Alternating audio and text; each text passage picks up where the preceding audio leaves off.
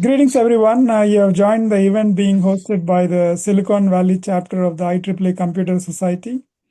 I'm Vishnu Pendyala, the chapter chair.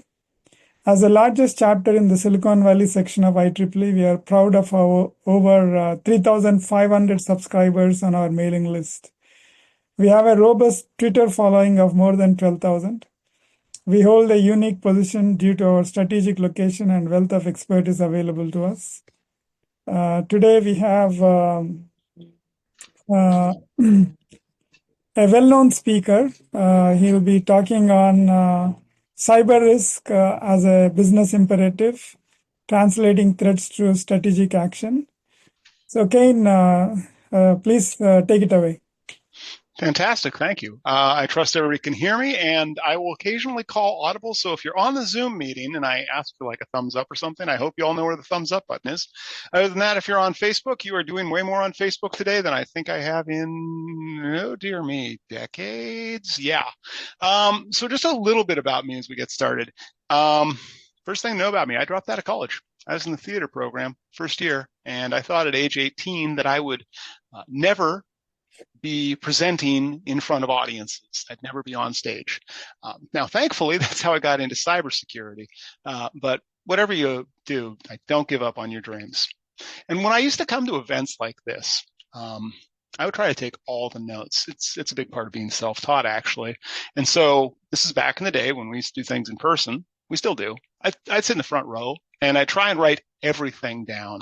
So later tonight, I'm going to flash everyone a different QR code to download all my slides with all my notes. And I don't think this deck has got any case references in it, but if it does, they'll be in there too. And that'll be as a PDF in case you miss something. And if you want to follow me on LinkedIn, that's the QR code there. We're going to be going through a lot today at a pretty high level. And if you have questions, either drop them in the Zoom chat or we'll just take them at the end of the presentation. And the reason that you're probably here tonight is that you're trying to navigate cyber risk in increasingly difficult landscape, I think we'd say, from a business perspective. And you're probably struggling to best address cyber threats as a core business issue.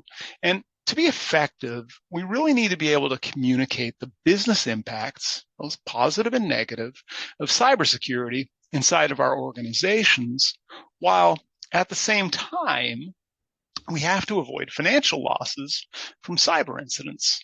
And so tonight, we're going to be focusing on understanding and then translating and then finally prioritizing cyber risk.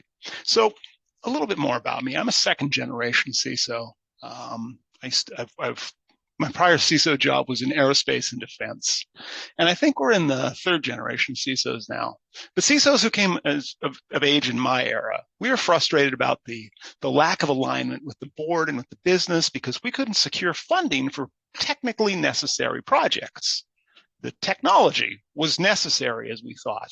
So we collectively invented this term of cyber risk, and we demanded attention for this new emerging risk. And think about how well that turned out, right? In 2023, the Securities and Exchange Commission in the United States required companies to disclose their cyber risk management, and the European Union, they keep pushing extraterritorial regulations, even without real clear definitions of what cyber risks are. And here's the thing, cyber risk doesn't exist. It actually never has. Cyber risk is a business risk, and it encompasses potential financial, reputational, operational, and sometimes regulatory losses. And when we move to that framing, that shifts cyber from being some weird esoteric IT project to being a significant business concern that affects organizational performance and your objectives. And I think, as we'll see, these risks can cause tangible business disruptions, things like system outages, but also data breaches that directly impact our operations. So recognizing cyber risk as a business risk really helps to highlight the need to incorporate cybersecurity into enterprise risk management strategies for business continuity and for resilience. And that approach helps businesses to prioritize their efforts so that our investments in cybersecurity are aligned with our strategic objectives and make sure that we're allocating our resources effectively. And so we are talking about a business issue here, folks. We're not talking about a technical one. This will be the least technical presentation you see this month. And to manage these risks, executives like myself have to integrate cybersecurity into our business strategy, and we have to align our controls with our core objectives. What that takes is clear, business-focused language that connects the technical teams with the leadership teams, making cybersecurity decisions really as routine as every other business decision. And that shift that we're going to work through moves cybersecurity from a reactive function to a proactive driver of resilience and competitive advantage. So tonight, I want us to think about cyber threats beyond the hacker in a hoodie stereotype.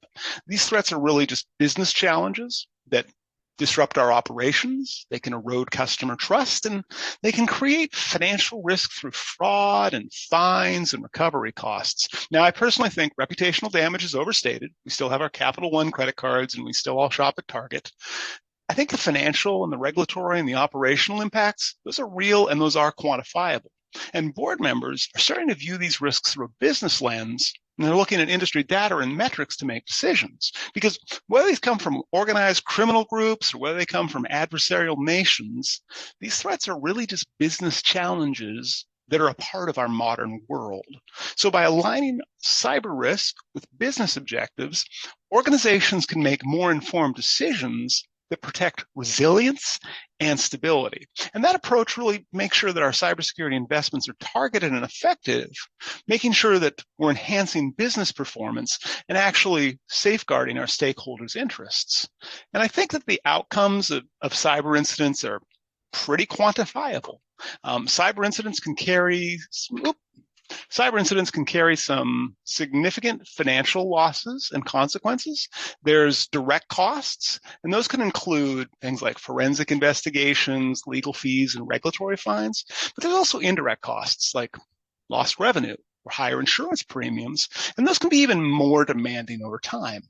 And what that means is that organizations have to factor cybersecurity into their financial planning, making sure that they're investing in resilience rather than just relying on insurance to absorb any fallout. And proactive investment in cybersecurity can actually reduce potential losses and help build competitive advantage by safeguarding our customers' trust and also ensuring that we have operational continuity. So let's say you've got a manufacturing plant on the Gulf Coast, right? It's wiped out, whether it's by a hurricane or whether by ransomware. You don't have manufacturing now on the Gulf Coast. And that downtime, that impacts your production, your revenue, and maybe your financial stability. Now, some industries have operational resiliency requirements, but the bigger issue here is how businesses are framing cyber risk.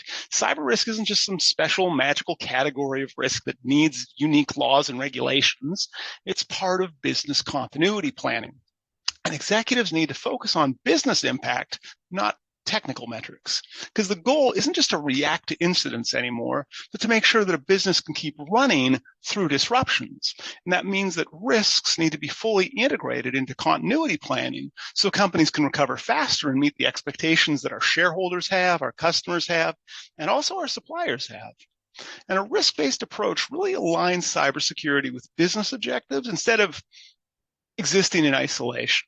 Now, I'd call, there's only, 4 people on the Zoom. So if you're at an organization where the office of the CISO is seen as a cost center, right, go ahead and raise your hand on Zoom or send an emoji on Zoom in the chat. Because the thing with being in a cost center, you're in a black hole that money goes into and tears come out of, and that sucks. And a lot of CISOs, I think over 50% of CISOs still think they're actually at a cost center, and they're not. Because if we can embed risk into our strategic planning, organizations can enhance their resilience and improve their decision making. We get there by translating these vague cyber threats into financial and operational risk language, which helps leadership prioritize their investments and integrate security into broader risk management. And again, aligning cybersecurity with our enterprise strategy, that helps build a culture where security is seen as a business enabler, not just some technical function. And that's particularly pronounced in the B2B space. So aligning cybersecurity with your business goals means that your investments are protecting your critical assets while at the same time supporting growth. A risk-based approach helps prioritize those threats that could disrupt your operations or your financial performance or your customer trust, whichever ones of those are important to your organization. You need to have clear communication to bridge the gap between the technical teams and the executives, making sure that cybersecurity is being framed in business terms. Because when we describe risks and financial metrics, whether they're qualitative or quantitative, organizations can make better informed investment decisions that align with their strategic objectives. And cybersecurity has to be seen as a driver of business resilience, not just some compliance requirement where you're checking the box because the SEC or the FTC or the EU said so. And at the leadership levels, we need to have cybersecurity discussions that make sure that our risk management efforts receive executive support and understanding that we're talking about long-term business priorities. And there is some good news here. You don't need to figure out how to do a risk assessment or how to do risk management on your own. There's published frameworks that give us structured methods for identifying and mitigating risks. And when organizations standardize their risk assessments and they prioritize their risks based on impact, we're going to go back to that in a minute, they create a consistent security posture. And consistency matters. I once worked with a pretty well-known investment firm, and they claim to use NIST 800-171 for risk assessments. I don't know how many people on the call have read NIST 800-171, but I have. It has about a page, and somewhere about halfway down that page, there's about a paragraph of here's how to do risk assessments. And they tell you, go look at NIST 830, which is about a 100-page document that actually explains how to do a risk assessment. And yet, in 2024, the SEC filings that came out, companies all said, well, we use NIST CSF to do risk management. No, you don't. That's a stupid thing to say.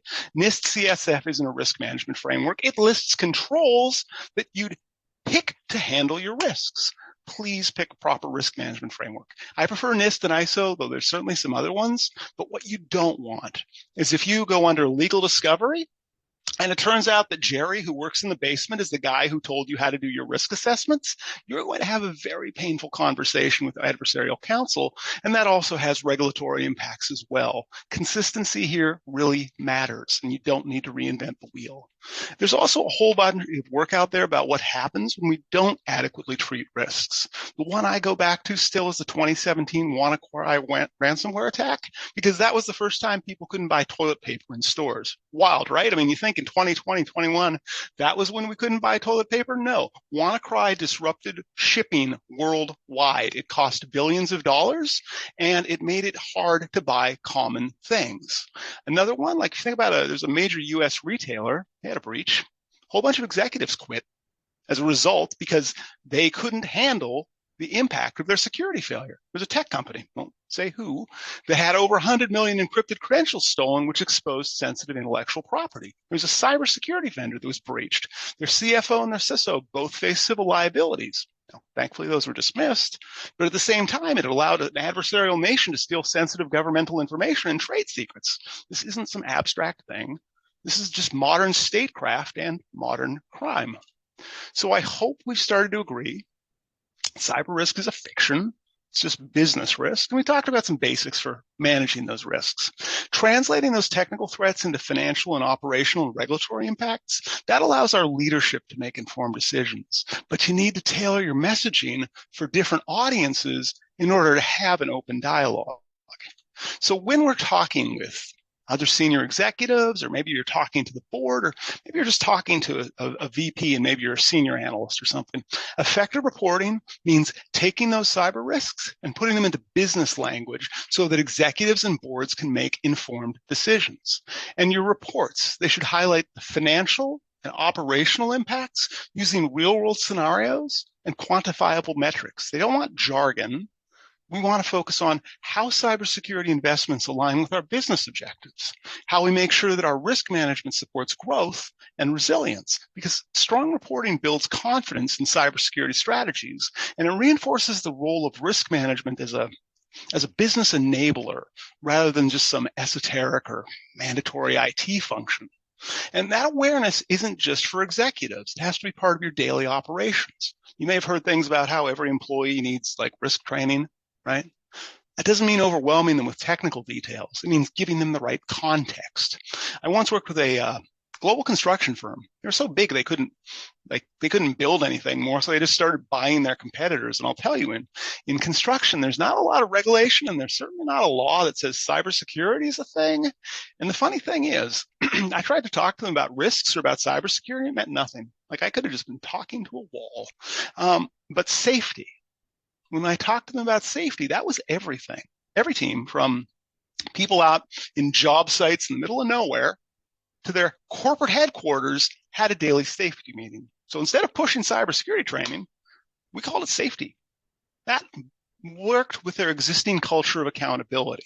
Now, I'm not saying you all have to go say, well, it's safety training now. What I'm saying is adapt the message to your organization's language and your priorities, because risk awareness isn't just a one and done training session. This has to be continuous as a conversation. It has to be relevant. It has to be practical, and you have to reinforce it over time in order to build and maintain resilience. Something else we should be doing is looking outside of our own walls. We should engage external partners and regulators to help strengthen cybersecurity through collaboration and just shared intelligence. If you have a regular communication with your regulatory body, that helps ensure compliance, right? It also helps reduce legal risk, but it also keeps us informed of evolving requirements. And sometimes it allows us to help shape upcoming regulations. Industry partnerships like ISACs, those also give us access to expertise and threat intelligence. But in both of those cases, you want to have a structured process for managing those relationships. Whoever's assigned it should have clear documentation, and they should be able to go and provide regulatory training to everyone else in the organization based on what they've learned. The other thing is you should be proactive. If there's a call for public comment in the Federal Register or state level, and goodness knows, like my friend Tom actually is now in charge of the CCPA, so don't email him, but they do have a call for public comment. Somebody should have a job that should be their responsibility. That if the CCPA says, hey, we're looking for public input, don't just hope somebody else is going to do it for you. Like, actually assign somebody. This is your job. You are going to reply to this thing, because we still have agency. We still don't have to be overregulated. We still can make a difference, but only if we operate in that way. So I hope that you're starting to agree that cyber risk it's just a business risk, and communications are really the key to managing those risks and translating those threats into business concerns. It raises cybersecurity from a technical issue to a strategic priority. Now, in successful organizations, they align security with their business objectives. They effectively allocate their resources to mitigate risks that could disrupt their operations or their stability. We get there through using clear business language, and leaders have to connect those threats to those financial or operational or reputational impacts. And we can use metrics like potential cost savings or return on investment, which helps strengthen the case for proactive risk management. Where that often starts out is through closing the gap between IT and business. IT teams have to learn how to communicate risks in business terms, and business leaders have to see IT as a strategic partner rather than just some technical function. Now, for this to work, you also need active stakeholder engagement to help tailor your risk management efforts to the needs of the business. I'd recommend by starting by creating a shared understanding of risk to align IT and business leaders on your security priorities. And this helps to break down silos and improve decision making. If you're using qualitative risk definitions, and most of us are, get buy-in on what phrases like high impact versus low impact means, because everybody has to agree on how you're measuring your risks. Also, define which risks matter to your organization, and honestly, there aren't many. And then your risk appetite for each. For instance, if you say, well, ransomware, that's a risk. Most executives have the vague idea of what ransomware is, but they don't really know what they should do about it. But if you say, hey, we have a potential operational downtime risk, or we have a potential risk of financial loss, that suddenly helps leadership grasp the significance without getting lost in the details. We want to agree on the consequences, then the severity, and then, and only then, decide how to address the risk. Because when a risk is understood at all levels, from the executives to the employees, organizations can develop stronger, more cohesive strategies that support resilience and long-term business objectives. That clear communication also means that cybersecurity risks and solutions are understood in terms of business impact. Instead of using a term like a friend of mine was trying to do a patch management project, and they said, well, it'll reduce the attack vectors. The heck is an executive going to know what an attack vector is? They're not. The way you say that is, no, we want to keep our software updated. It'll prevent costly downtime, or it'll prevent data breaches. bing, people all of a sudden can understand that now. IT teams have to consistently highlight how cybersecurity supports revenue or regulatory compliance or operational stability. And by simplifying our technical discussions and then focusing on qualitative or quantitative measures, that helps build collaboration and makes security a shared responsibility. Because when those executives grasp cyber risks in financial and operational terms, they are way more likely to prioritize and fund our security initiatives, making sure that cybersecurity is an essential business function rather than some siloed one-and-done IT project. What that takes in practice is focusing on business relevant threats that could disrupt our operations or our finances or our strategy. Now, you might have heard the term threat intelligence before. Basically, there's a whole cottage industry of companies out there and associations that provide insights into what attackers are doing and what works for risk mitigation. For example, let's say you're a bank. You're a bank, and you know that attackers are using phishing attacks. You'd see in the guidance you should probably invest in email authentication and maybe some fraud detection stuff.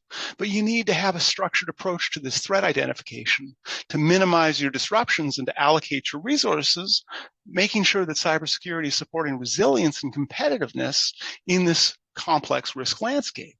And having facts about what's going on in the larger world, again, what are the attackers doing? That actually helps us make better informed business decisions. I also want to spend another moment just talking about a business-centric cybersecurity strategy, because I've said this, our security efforts have to be aligned with broader organizational objectives instead of operating in isolation. Effective cybersecurity has to support business growth. It can't stifle innovation. And it has to support resilience by integrating into enterprise risk management, because again, cyber risk is a myth. And this approach helps organizations to optimize our resources and prioritize our protections for critical assets while maintaining operational efficiencies. So we talked about having agreed upon definitions and an agreed upon way of generating a risk matrix or doing a risk assessment. And I said organizations should prioritize risks based on business impact so that they can focus on the most significant threats to their operations or their finances. And if you use a structured risk assessment framework, you get charts like this that'll give us a consistent evaluation and allow us to make decisions. And a risk without a business impact, it's not a risk. And that's something that often trips up newer CISOs and technical staff. Prioritize on impact, not probability, because we can spend a lot of time arguing over the odds of something happening. If you've got a high impact, low probability event, if you've got agreed upon terms and tolerable risk thresholds, that makes decisions really straightforward. Let me oversimplify this even further here, right? This is showing two systems, account receivable and accounts payable, and most organizations have these, right? Most organizations negotiate net 90 terms for their suppliers, that's your accounts payable, while the incoming cash comes to be a little more hurried. So if you've got a risk now that affects your accounts payable and you have 90 days to fix it, and the worst consequence is if after those 90 days you have to tell your CFO you can't send money out the door, I have yet to meet a CFO who really gets anxious about having to sit on money for longer. And that's probably a lower impact risk than something that affects our accounts receivable. And we have to learn to frame our terms, our risk in terms of these core business processes so executives can understand quickly what we're talking about.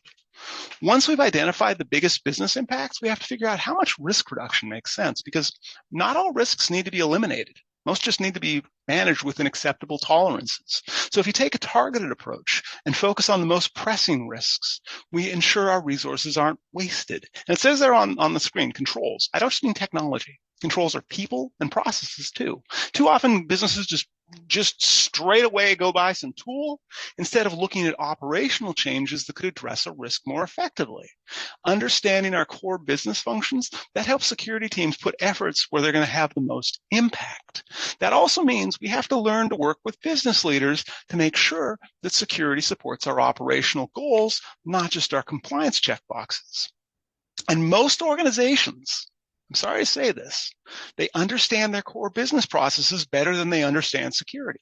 But those existing business metrics, your cash flow, your supply chain efficiency, your production uptime, those are gold when it comes to understanding risk. I worked with an industrial manufacturer. They took paper pulp and they turned it into cardboard boxes, and those cardboard boxes got shipped and they ended up on our doorsteps. Simple business, right? They just take pulp and they turn it into boxes. And their operations team, they were noticing slowdowns at one of their lines at a manufacturing plant. And the security team, at the same time, the FBI was sending them intel that says, hey, there's targeted attacks going on in manufacturing. Well, the two teams, they never talked. So days later, when the ransomware inevitably hit, it shut down that plant and shut down other plants. It actually cost millions of dollars an hour. I did not know paper pulp and boxes were so profitable. They had the data, though, to see something was wrong. The toggle board in the ops center showed this line is going weird. We don't know why. The security team had intel that said there was something coming at them, but they didn't have a process to connect the dots.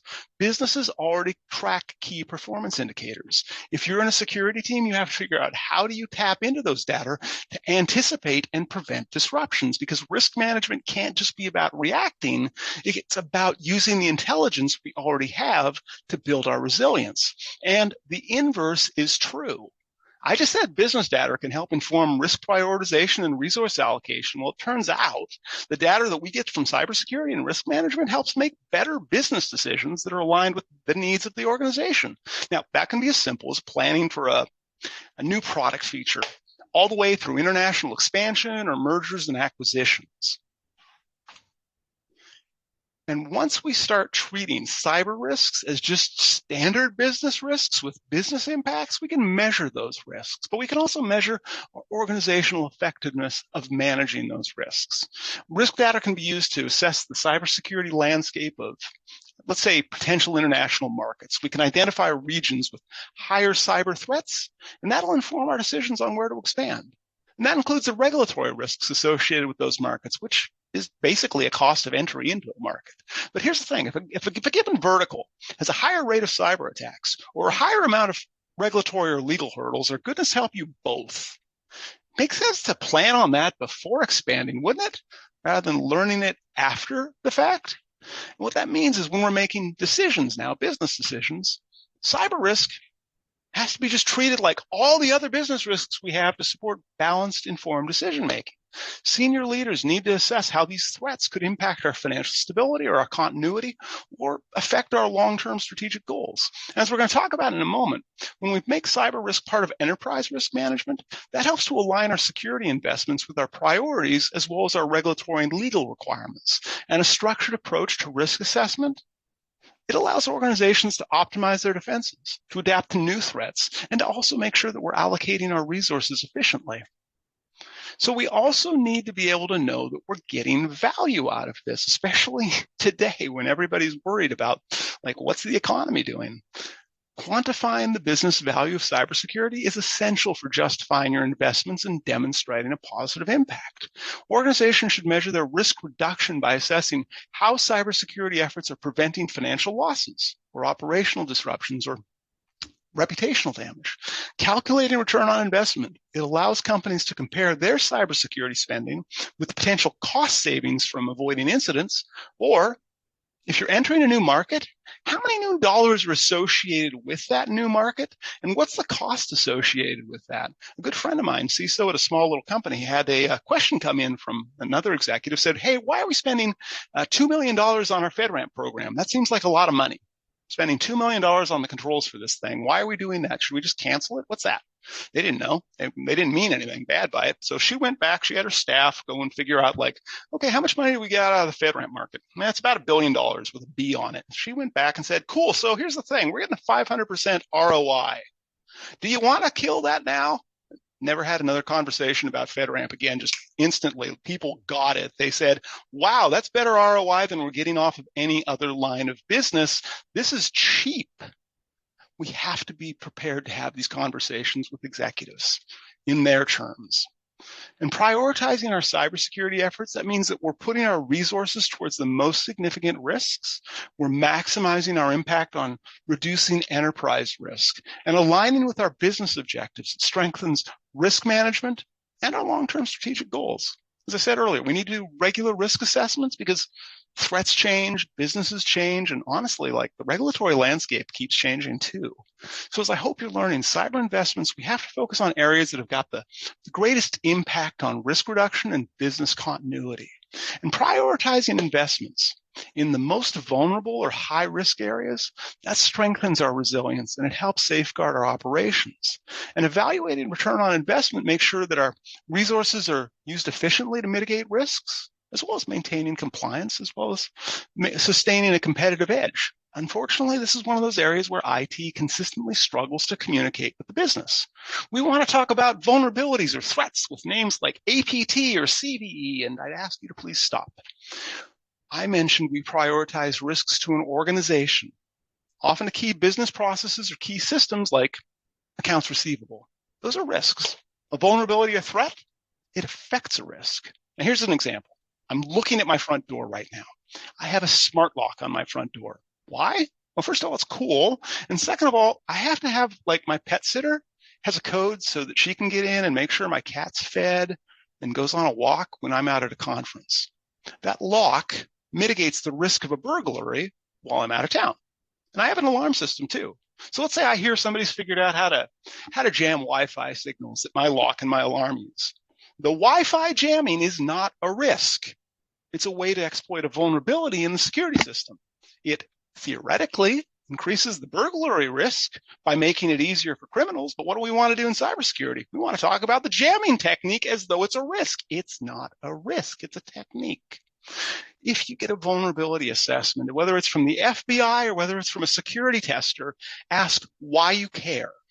What business risk does it increase or decrease? Always connect your threats and vulnerabilities back to business risks, because that tells you if you need to take action. The other thing that tells you is your risk tolerance. If a risk is above a tolerance, you need to have a plan. Take banking again. Right? Criminals go after banks because that's where the money is. The real business risk in banking is not a system compromise. It's that there's theft of money. And even though they're insured, it sure sucks to have to go get money back. It's really inconvenient. And that's why banks use all kinds of techniques, like they use authentication and they use passwords and they use SMS codes and passkeys sometimes for those smarter thinking banks. Those aren't risks, though. Those are controls designed to mitigate the risk of losing money that's inconvenient to get back. Now, let's say that a bank also has a public-facing website and they have banking information with, I guess, maybe a rate sheet, maybe a photo of their bank. I don't know what's on a bank website. A breach there might suck and might be embarrassing, but it's sure not going to result in a financial loss. Well, that's a lower impact risk, so it should get fewer resources. So if IT says, well, we found a new vulnerability, the first question should be, which of those risks is a good increase?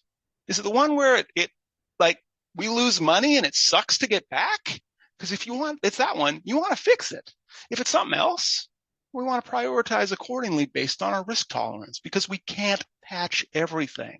We can't fix everything. We have to manage risks to our highest criticality systems. And that's how we balance costs. All of our investments have to strike a balance between cost and risk reduction to be effective and financially sustainable. Organizations should assess their security measures based on cost relative to potential reduction in risk, which makes sure our resources are being used efficiently. And aligning our investments with our risk tolerance, it gives us a structured approach for maintaining adequate defenses without unnecessary expenditures, because I was just at RSA. There's so many vendors out there, and they've got so many shiny, cool technologies, and they all have a sales quota, right? We have to use data to make sure that our funds are going towards the highest priority threats, those systems that we cannot lose, and we're optimizing our protection while we're managing our costs. So we've got risks. Talked a little bit about how to talk about them, and I hope you understand threats or vulnerabilities, they just influence risks. They allow us to allocate resources to controls. And again, controls are people and processes and technology. It's not just all singing, all dancing AI all the time. Controls mitigate risks by addressing vulnerabilities or preventing disruptions and aligning security with our business objectives. For your controls really to work, you should have a policy that has clear roles and responsibilities and some implementation guidelines. And I'll also tell you all those controls, they have to be tailored for specific environments to balance your security with your operational efficiency, despite what vendors will tell you about, it just works right out of the box. We can also use regular audits to make sure that our controls are worth the resources and that they're meeting the compliance requirements with the regulations, as well as our contractual obligations. And designing controls for maximum impact. That means focusing on the high risk areas to achieve a meaningful risk reduction. We want to prioritize those controls that offer the greatest protection relative to cost, and that makes sure our investment is efficient. And controls have to be both robust, but they also have to be flexible. We have to allow organizations to respond to new threats, but also business changes and regulatory updates. And I'll remind you, don't figure this out on your own. There are control frameworks out there like NIST or ISO or my friends over at the Center for Internet Security that integrate security into broader risk management strategies and help us improve overall resilience. Now, none of those frameworks are going to say, go buy this tool from this vendor, but they are going to say which controls effectively manage risks and what the attributes of successful controls look like. But we also have to monitor those controls over time. And our two options here are really internal audit and external audit. Now, I'm a former auditor. I still prefer regular internal assessments to understand if controls are actually reducing risk because it's cheaper than hiring an external auditor. For instance, let's say you have a risk register entry and it says your loss of intellectual property is high because AI is a thing. And your organization might have a low tolerance for losing IP. You might have a policy that says, well, don't do that, right? Don't only use approved AI. Okay, you could test that control through policy attestations and training reports to your internal audit team, but that only tells people to not do something. We're not actually stopping them. We probably want to have another control to figure out, are people still just YOLOing stuff into AI despite the policy? Or maybe we want to have restrictions on which AI systems that employees can access. But in all of those cases, the control only is working if it's observable. If you can't show me that the control worked today, I don't know that the control worked today. Sorry if that's a draconian look at the world, but I've been part of audits where, you go in and you say, well, what's your audit schedule? Well, we audit every 365 days. Cool. So what happens if somebody changes the configuration on day 364, shells you, does bad things, and then on day 365, they just reset it? Nobody ever had a good answer for that. So I recommend continuous testing. And that could be internal, preferably, it's cheaper, or externally to make sure that our controls are working because that directly affects our risk level. Controls that are not observable aren't reducing risks. And we can reuse that same evidence that a control is working to also meet our regulatory or our legal needs. Back when I worked in aerospace and defense, there was a company that specifically contractually bound us that the engineers working on their projects didn't use I'll say it's a fairly well-known grammar and spell checker. Now, it wasn't a regulatory requirement. It certainly wasn't a law, but it was a contractual requirement that sales had signed us up for. So we had a control in place that said, you can't use that grammar checker. And because the customer had a right to audit, we proactively sent them proof that the engineers couldn't use that grammar tool. Though honestly, I think if they'd read some of the emails from that team, they would have figured out pretty quickly they were not using a grammar checker. But we often get these control requirements from law, or from regulation, or from contracts. And I want you to think about how you can reuse that proof that a control is working to your competitive advantage. Because when another prospect came to our company and said, hey, we want you to do some software engineering for us, but we don't want your engineering team to have access to certain stuff on the internet, we had the proof proactively. That was just a basic capability for us. Now scale that up. Think about all the things that went into your SOC 2 Type 2. For instance, and think about how we can use that same proof to get into new markets. So as we start to move towards the end of the deck, I want to talk about how we know if any of this stuff works. Measuring success in risk reduction, that gives us a clear assessment of how effectively our efforts are mitigating risks. And I'd say establishing quantifiable metrics allows organizations to track progress and align their initiatives with their business goals, and also identify areas for improvement. And monitoring changes in risk levels over time helps evaluate the effectiveness of our controls, while key risk indicators, or KRIs, they can give us insight into new threats. Regular assessment helps build accountability and transparency and make sure that our strategies are relevant. And by refining these metrics and adapting to new risks, we can enhance our resilience as well as optimize our resource allocation. So KPIs and KRIs, key performance indicators, key risk indicators, those are structured methods for measuring cybersecurity effectiveness and risk exposure. KPIs track security performance against some business objectives, and they give us kind of an insight into past effectiveness. KRIs, those are leading indicators. They identify potential risks before they become a problem. For example, I worked with a HR leader. She had a goal of employee happiness. She had a KPI for employee happiness. Can you imagine that being your job? You're responsible for people being happy, and your bonus, which was a 6-digit number, is based on people being happy. Neat, right? She was very motivated to make sure people were happy.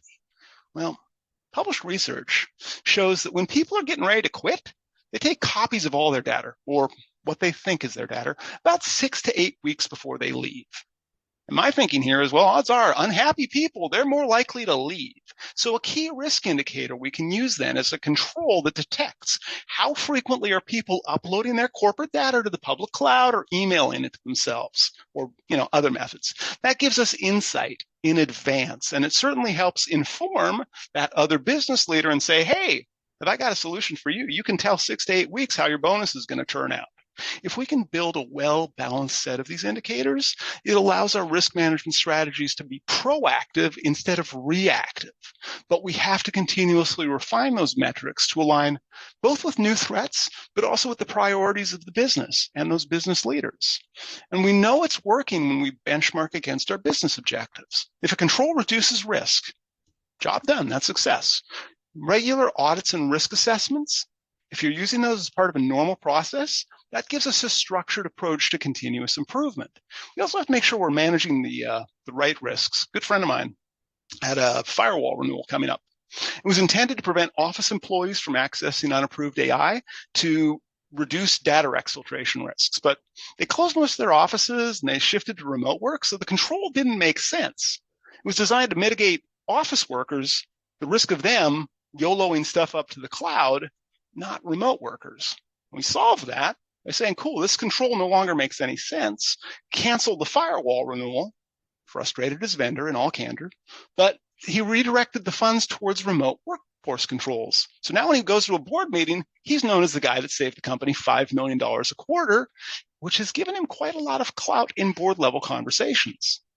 So when we're giving reports up to our management, we have to balance technical details with strategic insights, and we can help our executives and our board members understand cybersecurity's business impact. What works? Lead with your key business processes or systems and their associated risks, like cash flow loss or accounts receivable or manufacturing disruptions. Show your high-level controls and how they've reduced risks over time. Put that alongside your control costs, like it is here. If a risk is decreasing or it's below our organizational tolerance at an acceptable cost, job done. When risks have exceeded thresholds due to vulnerabilities or threats or failing controls, you want to have a plan to bring them back within the organization's risk appetite. Now, you'll have to have detailed backup slides ready for curious executives or from the board, but at a high level, your narrative has to be, we managed these risks at this period at this cost. And that's job done at that point. So before we wrap up tonight and before we go to questions and answers, just a quick show of hands for those of you who are on the Zoom, at least. I'm not on Facebook. Is this useful? Just quick show of hands, Zoom reactions, if you would, please. This also gives me a chance to take a sip of water. Also check to make sure the audience is still here. It's late on it. Wednesday, I think today is Wednesday. Cool. I'm seeing some reactions. I appreciate that. So here's what I want to do. I want to give everybody an opportunity to share that feedback with Vishnu, who took a chance, honestly, of having me here and talking in front of such a large audience. It's going to take you less than 2 minutes. At the end of the survey, there's a QR code as well as a link there. You'll get a copy of all my slides and my speaker's notes, a PDF. So you can basically go back to your organizations and you can sound just like me. Finally, the other thing, this helps me do what I do. So if you want me to speak at your association or your organization, or if you know somebody that might, please put that down on the survey so that I can help transform organizational attitudes towards risk. The other thing I'll say, I know it's inconvenient to, get a PDF on your phone. So I think I've added a field on there that says, would you like me to email you? And what it'll do is just tomorrow, I'll make sure that I send you a copy of the deck. So I'll give everyone a moment to fill out the survey and take a sip of water, and then we'll start to wrap up. I will tell you as well, the service that I use here, it's called Talkadot. Really love them. If you remember the internet before Yelp was a thing or before Google Maps was a thing, all the speakers were the best speakers, right? All the steakhouses were the best steakhouses. All the restaurants were the best. This actually gives me information about how I'm doing. So please be honest with me and let me know, like, was this good? Was this useful? Was it not? With that, we'll start to wrap up. And I will bring that up again at the end. So when we started our talk tonight, we talked about the need to be able to communicate the business impacts, both the positive and the negative, of cybersecurity inside of our organizations, while at the same time trying to reduce or prevent financial losses associated with cyber incidents. And so we talked about defining cyber risk in business terms, the importance of being able to translate those threats into things that business leaders will understand, and finally prioritizing our efforts to reduce enterprise risk. With that, I think we have a couple minutes on the agenda for questions.